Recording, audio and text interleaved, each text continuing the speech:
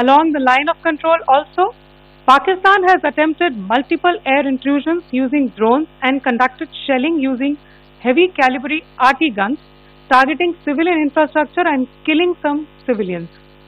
Heavy exchange of artillery mortars and small arm fire in Kupwara, Baramulla, Poonch, Rajouri and Aknoor sectors continued.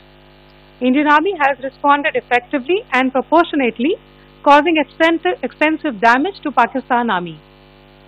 Pak military has been observed to be moving their troops into forward areas, indicating offensive intent to further escalate the situation. Indian Armed Forces remain in a high state of operational readiness. All hostile actions have been effectively countered and responded appropriately. Indian Armed Forces reiterate their commitment to non-escalation, provided it is reciprocated by the Pakistan military.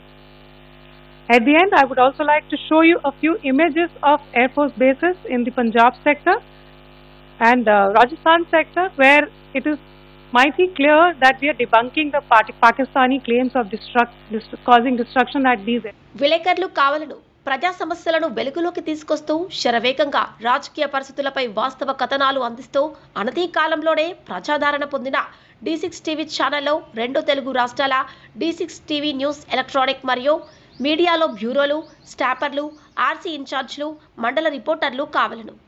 అనుభవజ్ఞులకు ప్రాధాన్యం, కొత్త వారికి ప్రోత్సాహం.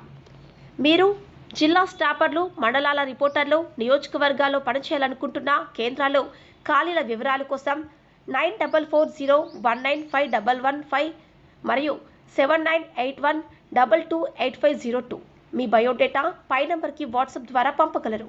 D6 TV news channel Andhra Telangana incharge Rathod Tirumala Naik.